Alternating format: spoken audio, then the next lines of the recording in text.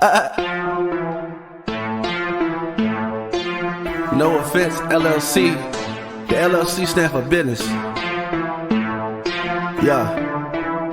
It's no offense, yeah, we going in. Who we got on the show today? Might as well go tag a couple friends. They said you couldn't, now you know you about to blow again. They working hard in case you really need to know again. We trying to get to know it then. Gay support from those that view and wanna see you win. We got the website, magazine, and radio. Be back up soon. Trying to put you in the spotlight so that you can tell your truth. Yeah, it's no offense to you and me. Ain't trying to sell no image. I want you to come on through and live your life the way you live it. What you say you on your way? Shine so bright they gotta see you. Pave your way and go be great. Make us say now, non-believers. Hey, it's no offense. Yeah, we going in. Who we got on the show today? Might as well go tag a couple friends. They said you couldn't. Now you know you about to glow again. They working hard in case you really need to know again. Hey, it's no offense. Yeah, it's no offense. Yeah, it's no offense. Yeah, it's no offense. They said you couldn't. Now you know you about to blow again. They working hard in case you really need to know again. Hey, it's no offense. Man, y'all hit that share button, man. Tap in. Special thank you to the guests of the show. What's going on, guys? It's your boy Matt Aronson, also known as Mr. No Offense to Some, and y'all know we back with another No Offense podcast episode, man. We definitely appreciate you guys for tapping in. Do me a favor, man. Hit the share button. As you know, it does not cost to hit the share button, and you might be able to help get our message a little further. So we appreciate you as always. Shout out to everybody who does watch the show, everybody who shares the show. Whether you're a supporter of somebody who's on the show, thank you for being an awesome friend and supporter. You know what I mean? But yeah, as always, we've got a new guest on the show today that you guys get the opportunity to get to know. We got Miss Viktoria Silk. She is out of the Dallas area. We're going to get to know all about her, where she's from today, what influences her music, where she wants to go, the heights and things like that. Y'all know how we do. If you're in the comments and you happen to drop a question and I'm able to see it, we've got time, definitely try to get that answered for you.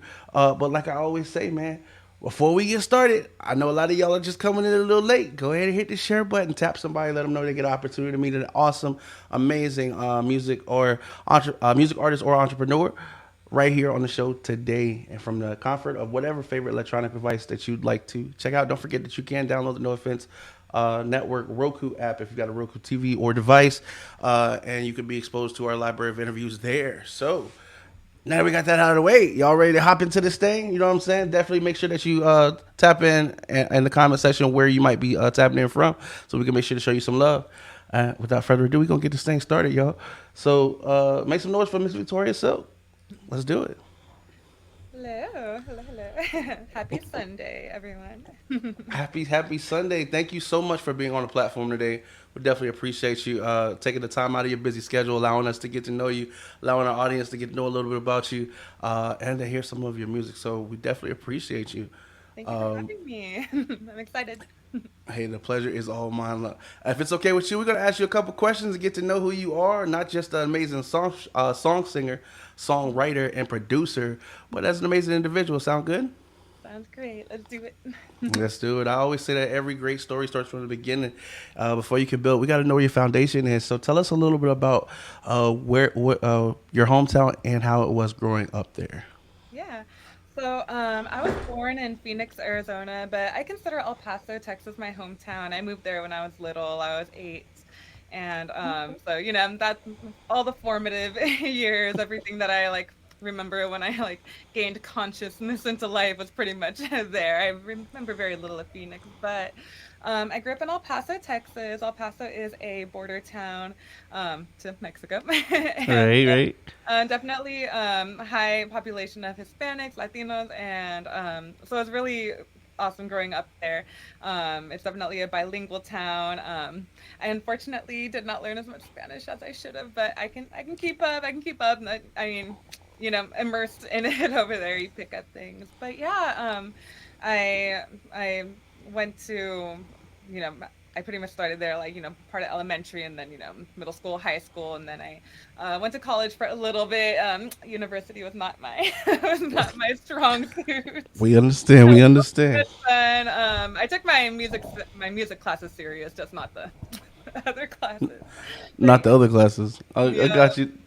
yeah, and during all of that, I started music. I mean, I've always kind of been into music since I was little, even before El Paso. My first kind of performance, if you will, was like a little talent show that I got voluntold into when I was little. I just had like a camp counselor it was at a summer camp, and he wanted to, I'm sure, beat his peers, like little groups of kids, and so he pretty much made everyone enter the talent show that was in the in the group because the better chance if everyone does it. And he assigned everybody something. He's like, "You're gonna dance. You're gonna do this. You're gonna." Then he pointed at me. He's like, "You're gonna sing." I'm like, "Okay." There you go. So, yeah, I whipped out the Spice Girls, and I won the talent show. And Oh snap! What Spice Girls? Well, for one, who else other than the Spice Girls did you listen to back then around oh this time? man, so I was little then, so definitely the Spice Girls. I listened to mostly what my mom like listened to because I was little, so Right. like my mom was always playing country, so definitely lots of Garth Brooks. She loves her some Garth. But yeah, I mean Alan Jackson, Kenny Chesney, like all of them. But on top of that, I think I was just obsessed with the Spice Girls at that point. That was about like all of my identity when when I was that little. Did you have a favorite Spice, or were you? It was just all of them. I know. I know. Yeah. Who's Yeah, your favorite? I really liked Posh Spice because her name was Victoria. There you And go. so, I was like, she is me, I am her. We are both Victorias and we are the same. There you go. There you go. Well, that's pretty interesting. I mean, you got. It sounds like you got a pretty nice blend of musical inspiration back then. As far as what did you like most as far as the Spice Girls? Was it just the fashion? Was it the whole package? 'Cause I know they were a huge Oh yeah, they movement. were huge. Yeah, I mean, like even to this day, I think they're super iconic, and it was just the whole package. Like the songs were like all like earworms. Like you just like were singing them. They're all catchy. They're all fun. They had like good harmonies. And then just all the girls having their own little individual thing going on. They were all so cute, all just like beautiful women, and so yeah, I just like so very much looked up to, like looked up to them. I thought they were like the coolest. That's what's up. That's what's up. So after the the voluntolding, as you said, that that kind of pushed you into the singing experience.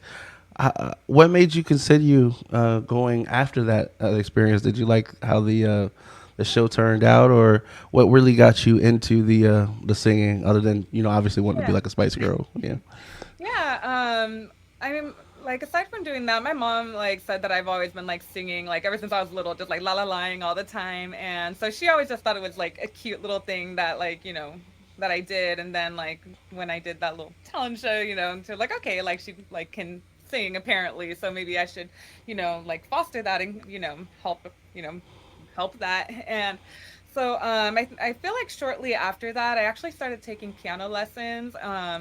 I was like probably like 6 or 7, but it was short lived at that point in my life. But I did come back to it when I was about 10. Because there was a girl in my in my like fifth grade class who played piano, and I was like, I could do that, and like so yeah, a little competitive there, and so yeah, my mom got me piano lessons, and from there I stuck with piano. And when I was about 12, we actually started, like I was always singing, just always, but then after that I actually got like vocal lessons, and um, it was more of a like serious and structured situation for both piano and voice. I was classically trained in both, so yeah. Gotcha. There you go. Classical. Yeah, because I was gonna say we've got an opportunity to hear your piano playing in a lot of your tracks. Well, it's on a few of the tracks that I've heard, and the first thing I noticed was you are an amazing pianist. I definitely could that you've been doing it for a while. I was just wondering. Well, that you let me know now that you're classically trained. It makes sense. Yeah. When about did you start to merge the two? Because I play piano. I can't sing a lick, so I don't know. I mean, hey, when did you start to merge the two, and how difficult was it for you Um, initially? Yeah, so I had always like done both separately, and I think when I started taking the vocal lessons when I was around like 12, that like my voice teacher, she would give me or I'm sure she assigned books for me to use that had because like at that point she was teaching me to sing like a couple of Italian songs. And so she Gotcha. would send me home, or I had the book of the sheet music. And so Right. it had the vocal line on the top, for me to sing, but then it also had the piano accompaniment. And so I always wanted to learn both just because I know I wanted to. And so that's kind of how like I started singing and playing at the same time, but it was all classical music. So Okay. nothing like what I do now, like R&B. But yeah, so that's kind of how they merged. But I always did the two separately. But every like vocal piece I'd learn the piano part, and sometimes my like vocal coach would have to remind me not to play like because I'd be playing the piano part like on the side of my leg while I was singing or something. So like he's like, stop, like you're only singing right now. So yeah, so it's always Do been you meshed. do you find it easier, or like you said there, where you're playing, like you're trying to stop yourself from doing? Do you find it easier to practice doing both, like as such as if you're like when you're practicing? Do you find it easier to play as you practice for one because you can, but two, just does it seem to help you with like pitch, intonation, just other aspects as far as trying to get where you want to be as far as in the zone. Yeah, so I like to practice playing like all of my songs.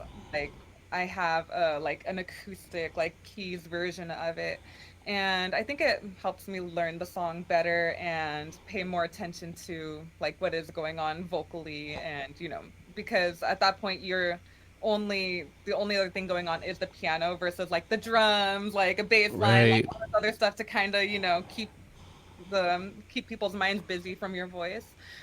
So when it's just like you and the piano, like you have to really be spot on. And but yeah, just aside from that, I always like I just want to be ready for any opportunity that like comes my way. So if I'm somewhere and there's like a piano and like somebody, I don't know, if there needs to be music, like I'm your girl, I will start playing my music for you. So yeah, it's just I just want to have a deeper connection with my music and be able to tackle any situation I get put into. I love that. I love that. Are you so you are one of those people like if you walk into a room and there's a piano there over in the corner, you go sit and play, or do you?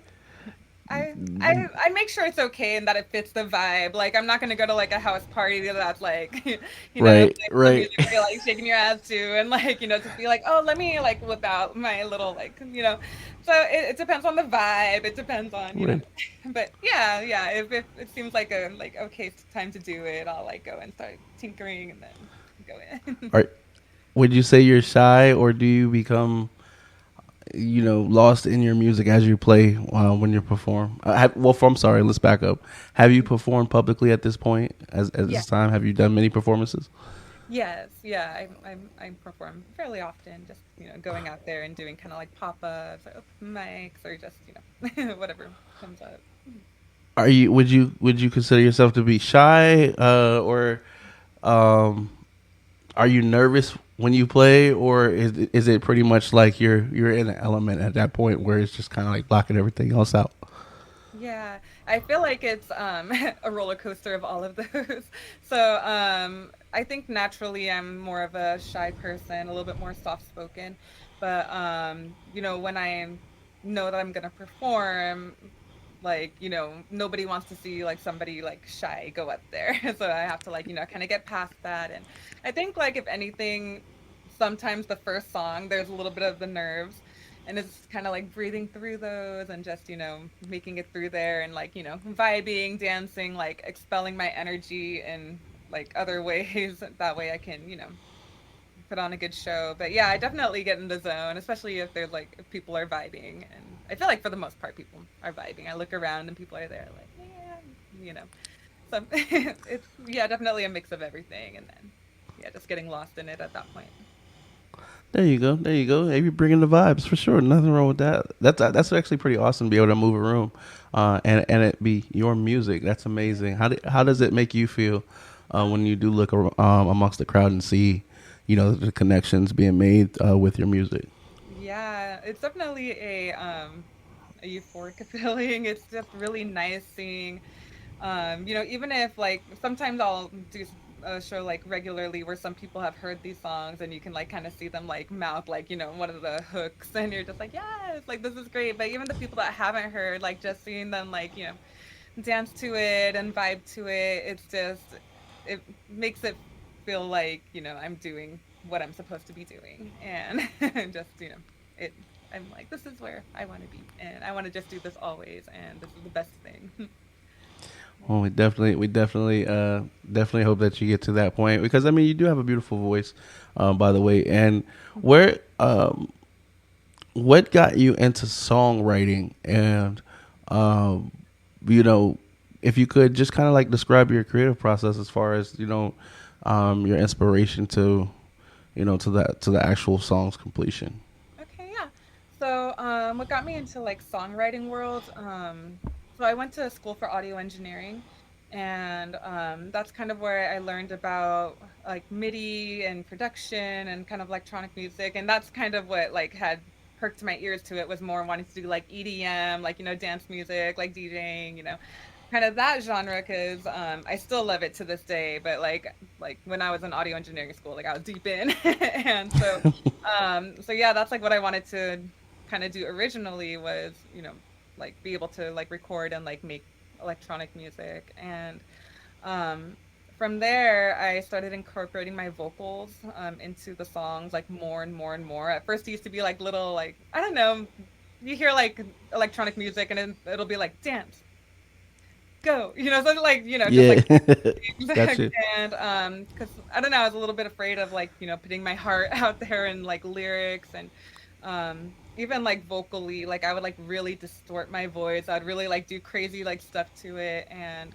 I don't know, I just started getting more comfortable with my own voice, getting people's feedback. Like they would be like, "Why do you have so much like stuff on your voice?" Like that's a bit much. And so, I would tone down the effects a little bit and stop being afraid of hearing just my voice and then the electronic music started getting really really lyrical and then I Hmm. started adding like seventh chords and just really like them little like R&B jazzy chords and then like before I knew it I ended up like going into R&B and so yeah that's kind of how that formed into to that and I write mostly about life experiences like my own experiences. I feel like every song has like my own experiences and sometimes like very close people to me like like sibling or like best friend or somebody that I have that like deep like empathetic connection to that when they were like so like distraught about this like one thing like I felt that like distraughtness and I don't know I had to like communicate it into a song and so yeah. Would you say that songwriting is a meaningful method of communication for you? I know a lot of people find it. They have different ways they communicate that they find eases them better than like necessarily like standard like talking. Like you have writers, obviously, they write books or songs, things like that. Do you find that music helps you to express yourself easier than sometimes you can, and like necessarily like do you feel like you can get a deeper communication out of music versus necessarily having a conversation with someone? Yeah. So I don't use music so much maybe to like like if there's like, like with my husband if I have like something to say, I'm not gonna go like write a song. I mean Right. I have like gone and written down some lyrics if I'm like mad, but I don't like go and present it as a song. But I might use it later like as inspiration. But yeah, I think that's kind of more of it. Like it helps me process what's going on. Whether it's good or bad, I like write, about a bunch of different things from serious topics to just like not serious at all. But yeah, it helps me process things. And even if I don't use it to directly communicate with somebody, I have at least like 350 different like notes in my phone, like note tabs just of different like lyric ideas. And a lot of them came from when like I don't know if there was like an argument or something really good happened or something, it's just everything is in there and I just get things while they're fresh and take it down. There you go. There you go. No problem. Um, I know earlier you said as you were, sampling your voice more and more, that kind of led you into R&B. And I know you previously you said, you were really into the Spice Girls, which I think were more like pop, right? Yeah. We said they were a pop group. How did how did you fare into like kind of transitioning into R&B, and what were your inspirations as you found yourself and your sound? And I know you've already said that you were going to school for production and things like that. It's different from like theory to like actually Yeah. creating what it Oh, is for that you're sure. trying to do. So what were your muses and things that and inspirations that helped you kind of find your sound? Yeah. So you're definitely right about theory and like being like classically like trained is a lot more of a rigid thing. Like you're being told what to play basically by the like sheet music. Like it tells you everything from the notes to play to like how loud and the expressiveness you're supposed to have. So getting into like the songwriting portion of it, um, I'm trying to think. I feel like I wasn't even really listening to a lot of R&B like at the time when I started making that transition from like electronic music.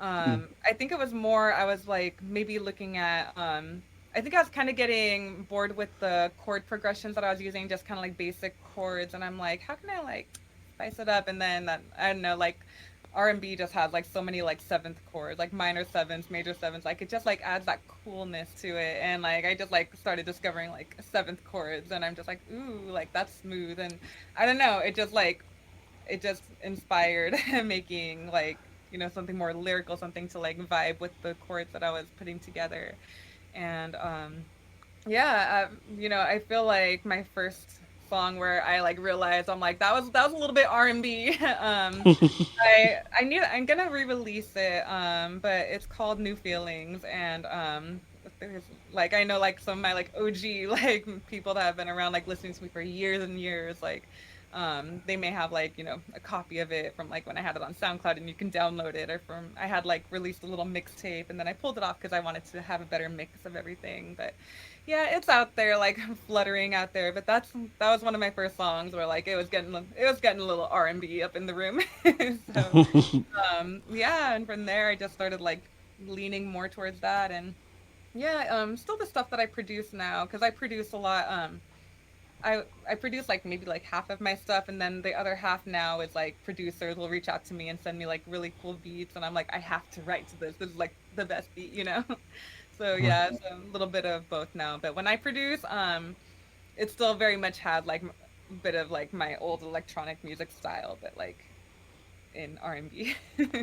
Hey, that's what makes you unique. You have your set type of sound.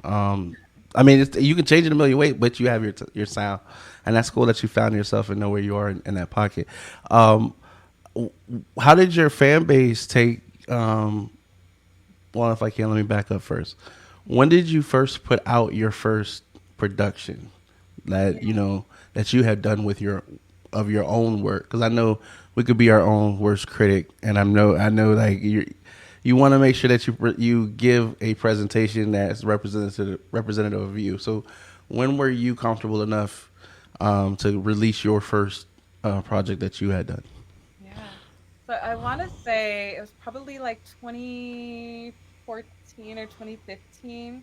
So yeah, maybe about 10 years ago, when it was still a little bit on the more electronic music side of things. I just stuck it on SoundCloud. I didn't even know if I like shared it on any social media or anything. I just kind of like stuck it there, and I was like, well, we'll We'll see what happens. put it there, and I couldn't even tell you how many listens I had. Probably had like not a lot, probably in the couple hundreds by the time that I like took it down. But yeah, so I forgot like even where I was going with that, but yeah, that was kind of like my first like big leap of like putting something out on there, and it's scary, and you're just afraid of people like you know they're gonna say something bad, they're gonna like hate it, like nobody's gonna like it, but yeah, I think I got from the very very little feedback I got, it was all positive, and I'm like, okay, like I can do this again, and then like the next song, it was like better quality, had more things, and it's just like such a progression, and you go back and listen to your old stuff, and you're just like, we, like that was rough, but it got put out there, and it helped. It helped hearing the progression, and also it helped getting the bad comments. Like there's not, luckily there's wasn't a lot, but it's the internet, and and it's arts, and not everyone's gonna like what you do. So when I got my first like mean or bad comment, like it was a good learning experience, because I was like, I didn't die, I still want to Right. make music. Like it wasn't that It, bad. right. Right. So I was like, okay, like I could do that. Like if it happens again, like it's okay. Like I made it, and the majority of people are saying that, it wasn't, it wasn't bad. That it was good stuff. We've got some comments, some love in here saying we've got Mila Ramora saying she's so great. Uh, yes, man. We've got we got Crystal Ortega clapping. Thanks, man. So as far as when you started making this transition over to R&B, how did your listeners fare? Because I mean, Yeah. like you said, when you release the art, it's kind of like it's Yeah. not that you're opening yourself to being criticized, but it kind of like comes with it a little bit. Yeah. Like, It does. uh, how did your base take it? Were they ready for it? Did you see a trend either way with either more listeners, less listeners, just as you're finding yourself, or how would you describe that period as Yeah. made the transition from EDM over to more R&B? Yeah, well, definitely my fan base grew as I started getting more lyrical with things, and getting more comfortable, like with letting my voice be my voice, and not like distorting it to unrecognizability. And I feel like the OG people who have like been there forever. I think they just saw it coming, because like it wasn't like a drastic change where like I like went from full like boom boom boom over to like smooth Alicia Keysness, like So yeah, I feel like they just like saw it making that it, going it was that the way. next it was the Mhm. next thing that happened. Right, Gotcha. exactly. Like everything just got more and more lyrical, a little bit more like song-ish, like traditional like song like writing style of verse, chorus, intro, like all that good stuff. So yeah, Gotcha, gotcha, definitely gotcha, grew. gotcha. So speaking into like tracks such as your latest display, um, what inspired display, and what kind of helped to keep it, you know, in focus as to what you wanted the track to be. I know a lot of times some artists will start off with a certain project, and just as they kind of continue, they adapt it to, they Yeah, kind of like it doesn't always it doesn't always finish with what it started as. yeah. Um, how would you describe the process with display and what inspired it? Yeah, so Display is definitely one of my favorites. That one was produced by me. That one wasn't like a collaboration with anyone. And so my husband is really into like drifting, like like car drifting. And so I also like see a lot of like the videos. I think it's really really cool. I love to see like, all the cool cars, like all the stuff that they do. And I really enjoyed the music that was in the background. It was like it's called funk, but like they spelled like PHONK instead of like, funk from like the like 70s, 80s. It was like it's just like PHONK. And Gotcha. the best way like I describe it to people if they like can't quite like relate the sound of funk is like the Fast and Furious like Tokyo Drift like theme song, I guess, where it's like dun dun dun dun dun. So it's like that's a very distinct part of funk, is that it has that like it doesn't sound like a cowbell, but that's what that sound is. But dun dun dun dun. So Gotcha.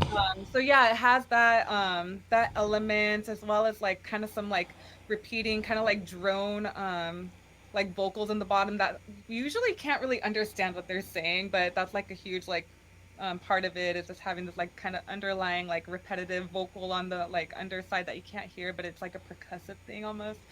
So yeah, I really like I really like the funk genre, and I wanted to make a funk song that was also R&B.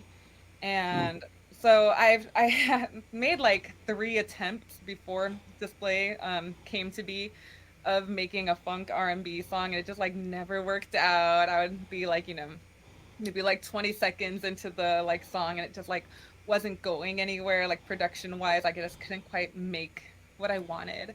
And yeah, finally, just this time around, like I was getting the sounds that I was looking for. And then and lyrically, I think I like went to my notepad and or my notes, on my phone, and kind of looked around in there to see like what kind of was fitting the vibe that I was starting to get together. And so the theme, I mean, for those who have heard it or haven't Right. heard it, it is not a it's a little sexy. It's a little saucy, But it's not vulgar. Yeah, but it's not vulgar, and that's what's pretty dope about it too. Yeah, and that's like what I want. I've always kind of tried to do with my music is like, because a lot of my songs they have that underlying like like bad, but I also don't like to be so upfront. I don't like to spell it out. I like to Right. have that like little undertone, the innuendos. So definitely this song is kind of like an innuendo of particular acts that you may do with a partner. Right. Right. Little dope fun there. Gotcha. Gotcha. Gotcha. Yeah, so But no, that's one thing I actually love about your music. I'm from the '90s. We I don't know. A lot of our music was like you had to have an imagination as well to kind of get everything that was going on. It wasn't so upfront yeah. as a lot of the music is nowadays. And that's not a shot. That's not like Right, that's not like not no a. shade or anything. Yeah, yeah. I'm not trying to shade anybody. I'm just. Yeah. I think that with the creativity of the writer is the fact that they had different ways of saying what we all knew. What it was, it was part of the art. Yes. Um, so that's what I do commend you on that. With your music, I do hear a lot of those elements in your tracks, and that's why what I'm saying. When we got the opportunity to have you on, I was like, of course we got to talk to you. Like what I'm saying. We definitely rocking with the movement and what you're doing. I've got to ask, where would you like to see, or where would you like this, your career to take you? What are some things that you'd like to maybe accomplish in the next couple of years? Yeah. So definitely, for a cliche saying like the sky's the limit, I don't want to like, I don't know, I don't want to like We don't want ever. to put you in a box or nothing like that. Yeah. Yeah, but I would at least, at the very, very least, like to support like myself completely with it, like be able to pay like the mortgage, like all my bills, like my car would be great. Not have to work. 9 to 5. I would, that's like the very least is but that I also don't want to limit myself to that, and I want to be touring and performing and seeing more of people vibing and mouthing my lyrics and interacting with people. I'm totally a people person. Like I really love like hanging out, and I really like just vibing with the audience. Especially I want to get more of the girlies on board, honestly, because I feel like a lot, like I love the men, I love my male audience. Everybody's been really really nice and supportive and totally there, but I'm like I'm trying to get to the girlies. So because I feel like a lot of my songs are they can For relate. women. Yeah. Right. Right. And so I guess that's like a goal of mine is to get more of the girls on board. But I definitely still like love my guy followers and my um you know I've, anyone who listens. I am so grateful for and so happy that you're coming along on the ride.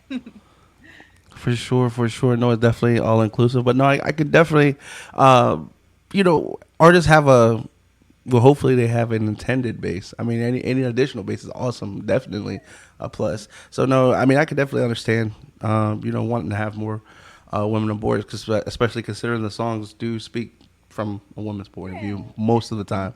So I definitely think people can understand what you mean there. Um, as far as is there anybody that you might be looking to hopefully work with, or are you just interested in seeing where collabs or what collabs could create, or are you more so focused on just your sound right now? I mean, because we talked to different artists. I definitely understand each period. They don't look either down on either one, but just an idea if anyone's looking to collab with you. Is that something that you're looking for right now, or are you just focusing on particular sound, or how would you describe it? Yeah, so I'm definitely like open for like there's always like the dream collabs. Like I would love to like Right. collaborate with like Sabrina Claudio. She's one of my favorite R&B singers, or like Doja Cat because she's just like a badass. There's like the dream like collaborations, which never know. But like as far as like collaborations, just like with like like small artists like myself, yeah, I definitely love doing that. Because there's so many talented people. There are so many talented artists There out there. are. It's crazy. And so yeah, like if it's like something that like I vibe with their sound, I vibe with them as a person, because like definitely I feel like I get along with most people. Like I have a pretty non-confrontational personality, but also like like if the vibe isn't there, then there's not going to be like a good a good song. Chemistry. But yeah, Gotcha. so yeah, but no, I love collaborating with artists and producers. It's one of those, but then I'm also very focused on like writing my own stuff and kind of like, getting that. So that's always priority, is like, like my like music, but a lot of times like, it's might be like in a creative or a mental block where I'm just not having like luck writing stuff on my own. I'm like, hey, like let me reach out to this person who wanted to collab. Like now is a good time. Like I can't like like maybe they have a song that they need me to put a verse on, and like I feel like I can write verses really quickly. If the song, like if the beat's good and like the other artist has like a verse already, I just kind of like piggyback off of that, and it kind of make it my own style. And yeah, there's just I always want to be creating something like always. So yeah, collabs with it. There you, there you go. There you go. Well, Miss Victoria. So, where can those who hope to hear your tracks?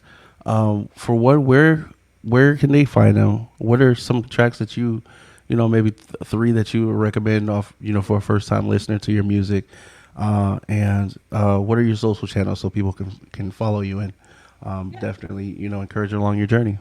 Yeah. So, for my socials, I'm on TikTok and Instagram, and I have a Facebook, but I don't really go on there. But it posts all the same stuff my Instagram does. But it's under Viktoria Silk, all one word, and I spell Victoria with a K. That's very important, because yeah, like without it, you're not gonna find me. So I spell Victoria with a K, silk like the fabric. And I'm also like on YouTube. I have my music videos there and all my music as well. But my music is on all the platforms too: Spotify, iTunes, Pandora, and all of them. And if I was gonna recommend three songs, I'll start with what is like one of my favorites and a crowd favorite whenever I perform it. People love it. It's called All Night, and that one has kind of like some disco R&B vibes. It's a good one. It's really fun. It's just about going out with your friends, and well, my personal favorite is Flirt. And Flirt is kind of a little bit more on the traditional R&B, like got the '90s vibe, and it's just about having basically like flirting with your coworker. That coworker that you got that little chemistry on. So yeah, it's about that. And then Display, the most recent song that I put out, just because that was a huge labor of love, and getting to like mix another genre that I've been wanting to work with so much, like finally happening. Um, so yeah, Display, and then I have a song coming out in a few weeks too. So if you follow me, keep an eye out for that. Well, there you are, Ms. Victoria. So we definitely will be following your career. We definitely wish you well. We know you're going to do awesome. You have an amazing voice. We can tell you've got a passion for what it is that you're doing. And I know you said you just mentioned that there was a new track coming out in the next coming weeks. So we'll Yeah. definitely be on the lookout for that. If you tag us, if any promos that you put out, we'll be sure to share it with the audience as well. Thank you. I appreciate that. And thank y'all for hanging out and listening. Hey, no problem. I'm sorry. My last question I gotta ask. I know when I invite people to the show, for those of you guys who are watching, I don't send them any questions. They don't get any prep time. This is all happening in real time. And I know I've had people say, they've been nervous on the show. Now that you've come through the show, you've come through the interview. We did. I don't think you had a terrible time. I'm hoping, but would you be willing to sit with us in the future, just if you had an opportunity, and got some time and say, hey, Miss Silk, it's been a minute since we talked with you. We just would like to know what's been up with you. Would you think you might be open to coming back? I would love to. Yeah, this was really fun. Good vibes, good questions, and good conversation. We definitely appreciate you, Miss Silk. Until next time, we definitely wish you many blessings, much love, much success, and we'll be listening. Cool. Thank you so much. You have a good one. Thank you. Thank you. You too. All right, guys, we definitely appreciate you for coming through. Make sure that you hit that share button. Please go check out Miss Viktoria Silk on all platforms. Go ahead and listen to it. Go and listen to her tracks. Again, Display was the most recent that's come out. She'll have another track here in the next couple of weeks, which we'll keep you guys posted on. As always, you can check the article that will be written up about the interview. Probably in a couple of days on NoOffenseLLC.com. But in the meantime, you can go ahead, head over there and check out some of our other interviews that we've done. The next No Offense magazine will be released next Saturday, the 15th of June. So be on the lookout for that. It'll be available for free viewing on our website. You can also order a physical copy that time. It'll be linked there. And guys, ask anybody who's ever had a physical copy. It's 100 times better than the digital version. We leave it online so that everyone has the opportunity to see it, but there's nothing like holding it in your hands and flipping those pages. It's just different, I promise you. So you guys have been absolutely awesome. I've been Mr. No Offense, and remember, don't wait on the world to change, but you can be the one to change the world. Until the next time we meet each other, much love and success. Catch you next time on the No Offense podcast. Be easy.